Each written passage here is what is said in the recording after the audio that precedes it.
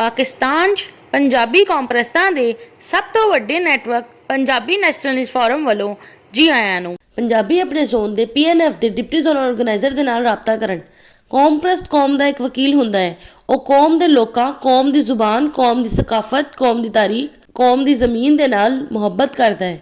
ਉਹ ਆਪਣੀ ਕੌਮ ਦੇ ਲੋਕਾਂ, ਕੌਮ ਦੀ ਜ਼ੁਬਾਨ, ਕੌਮ ਦੀ ਸਕਾਫਤ, ਕੌਮ ਦੀ ਤਾਰੀਖ, ਕੌਮ ਦੀ ਜ਼ਮੀਨ ਦੇ ਮੁਫਾਦ ਦੇ ਲਈ ਆਪਣੇ ਆਪ ਨੂੰ ਵਕਫ ਕਰ ਦਿੰਦਾ ਹੈ।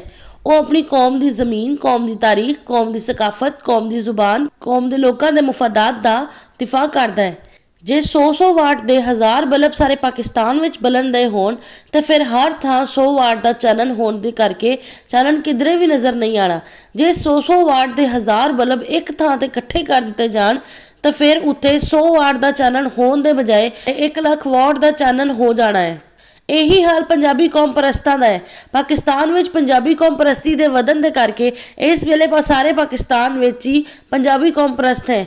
ਇਸ ਵੇਲੇ ਪੰਜਾਬੀ ਕੌਮ ਪ੍ਰਸਤਾਂ ਦੀ ਤਾਕਤ 100 ਵਾਟ ਦੇ ਬਲਬਾਂ ਵਾਂਗ ਹੈ। ਇਸ ਲਈ ਪੰਜਾਬੀ ਕੌਮ ਪ੍ਰਸਤ ਸਮਝਦੇ ਨੇ ਕਿ ਉਹ ਪਾਕਿਸਤਾਨ ਵਿੱਚ ਪੰਜਾਬੀ ਕੌਮ ਲਈ ਕੁਝ ਨਹੀਂ ਕਰ ਸਕਦੇ।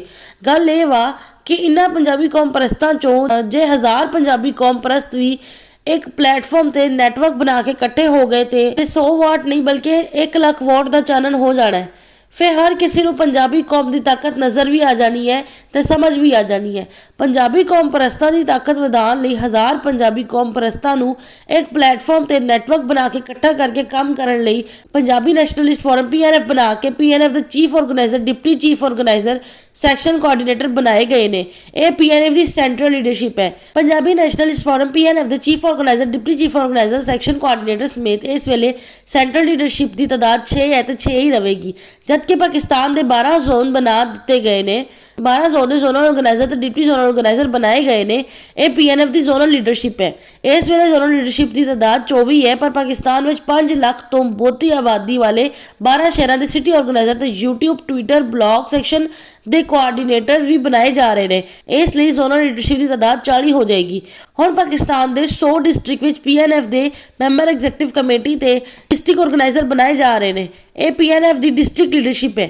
ਪੰਜਾਬੀ ਨੈਸ਼ਨਲਿਸਟ ਫੋਰਮ PNF ਦੀ ਡਿਸਟ੍ਰਿਕਟ ਲੀਡਰਸ਼ਿਪ ਬਣਾਉਣ ਤੋਂ ਬਾਅਦ PNF ਦੀ ਡਿਸਟ੍ਰਿਕਟ ਲੀਡਰਸ਼ਿਪ ਦੀ ਤਾਦਾਦ 1000 ਹੋ ਜਾਏਗੀ।